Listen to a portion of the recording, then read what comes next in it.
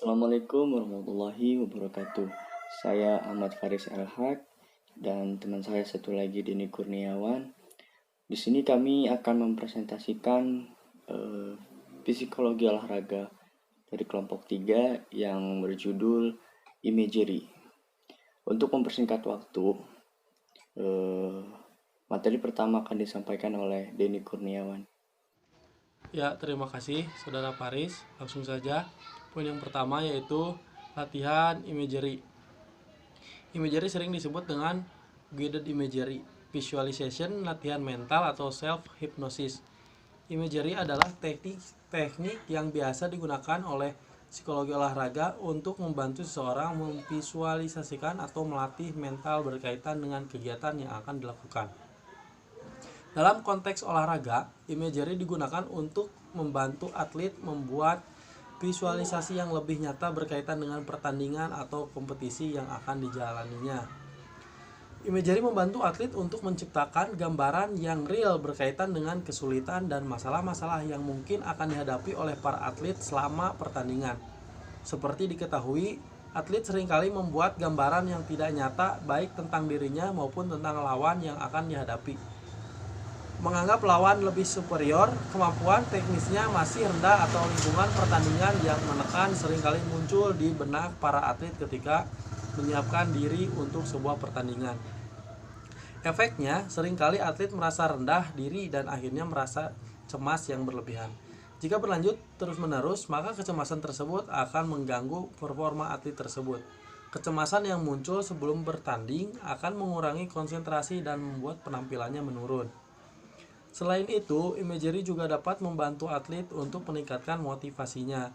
Dengan gambaran diri yang jelas, maka atlet akan menyadari kelebihan dan kekurangannya.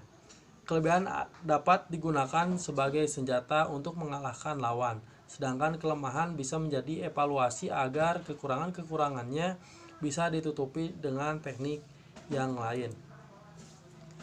Imagery juga bisa digunakan untuk berbagai keperluan, meningkatkan performa, konsentrasi hingga proses penyembuhan cedera bisa menggunakan proses imagery. Imagery bisa menjadi bagian dari proses latihan yang diberikan secara rutin dan berkala. Kemudian poin yang kedua yaitu tujuan dan manfaat imagery. Latihan imagery menurut Villey dan Greenleaf dari tahun 2001 merupakan sebagai bentuk atau pengulang pengalaman yang melibatkan banyak panca indera. Dalam imagery, berbagai pengalaman diperoleh melalui panca indera. Pengalaman diperoleh melalui melihat, merasakan, dan mendengarkan. Keseluruhan pengalaman tersebut terjadi di otak. Latihan imagery menciptakan pengalaman positif yang telah berlalu atau kejadian baru. Latihan imagery secara mental dapat mempersiapkan performa peserta didik. Kemudian latihan imagery bertujuan meningkatkan rasa percaya diri. Latihan ini juga bisa mengendalikan respons emosional sehingga ketakutan sebelum senam lantai bisa hilang.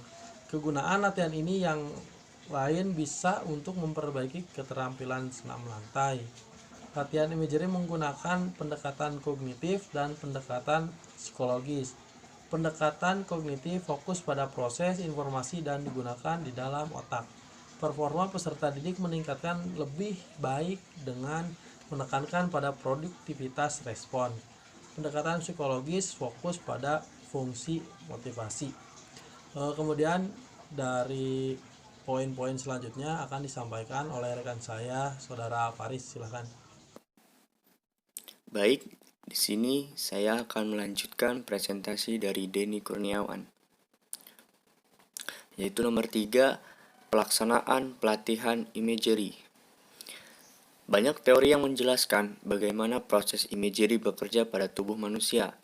Pada dasarnya, pikiran kita adalah alat pengontrol tubuh kita sendiri. Ini merupakan sebuah pemikiran yang masuk akal, di mana hubungan pikiran dan tubuh manusia merupakan hubungan yang sangat penting dan juga esensial. Hubungan ini terjadi apakah Anda benar-benar melaksanakan tugas atau hanya berpikir untuk melakukan salah satu. Kemudian, Sheikh dan Korn 1994-24 menyatakan bahwa para psikolog olahraga telah berusaha untuk menjelaskan mekanisme dan cara kerja imagery. Tidak ada satupun teori yang bisa menjelaskan efektivitas latihan imagery secara komprehensif, sehingga lahirlah beberapa teori, seperti teori perhatian kegairahan, yang berusaha menjelaskan latihan imagery dengan menggabungkan komponen kognitif dan fisiologis. Kemudian teori ini menjelaskan bahwa imagery merupakan teknik untuk mempersiapkan kinerja atlet yang terjadi baik secara fisiologis maupun psikologis. Teori imagery ini menjelaskan bahwa domain kognitif dapat membantu atlet fokus pada tugas dengan isyarat yang relevan, sebagai rangsangan tidak relevan, yang menjauhkan kinerja yang diharapkan melalui teknik mental ini. Atlet juga menjadi sadar tentang kondisi fisiologisnya sehingga dapat mengurangi hambatan yang terkait dengan tindakan motorik dan meningkatkan perhatian terhadap isyarat yang untuk respon motorik. Menurut Sheikh dan Korn 1994.25, kondisi ini diasumsikan telah terjadi keadaan gairah yang optimal untuk mencapai kinerja puncak, dan imagery dapat memfasilitasi apa yang terjadi pada diri atlet untuk mencapai tingkat gairah yang optimal. Selanjutnya yang keempat, tahapan latihan imagery. Swin dalam Winberg dan Colt 2003.286 mengembangkan teknik peningkatan kognitif disebut visuomotor perilaku latihan, visuomotor behavioral rehearsal atau dalam kurung VMBR, menggabungkan relaksasi progresif dan praktik latihan mental imagery. Lebih khusus, praktik VMBR terdiri dari 3 tahap. Yang pertama yaitu atlet mencapai keadaan rileks dengan cara teknik relaksasi progresif. Yang kedua, latihan mental yang relevan dengan kebutuhan dan tuntutan olahraga masing-masing atlet. Dan yang terakhir, praktik keterampilan fisik khusus dalam kondisi simulasi gerak. Menurut Wanstack 1997, pelatihan VMBR dapat meningkatkan kinerja berbagai tugas olahraga, termasuk menembak lemparan bebas dalam permainan bola basket. Bing 2004.28 menegaskan bahwa latihan melalui proses VMBR yang digabungkan dengan keterampilan tertentu selama pelatihan mental, kemudian dikoordinasikan komponen imagery dengan kinerja fisik, dapat 19 meningkatkan terjadinya penyesuaian antara apa yang dibayangkan dengan keterampilan yang akan dilakukan.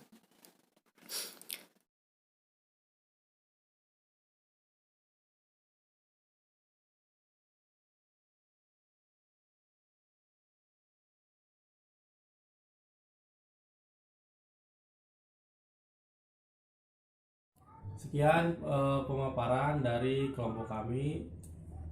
Kurang lebihnya kami mohon maaf. Akhir kata, billahi taufiq wal hidayah. Wassalamualaikum warahmatullahi wabarakatuh.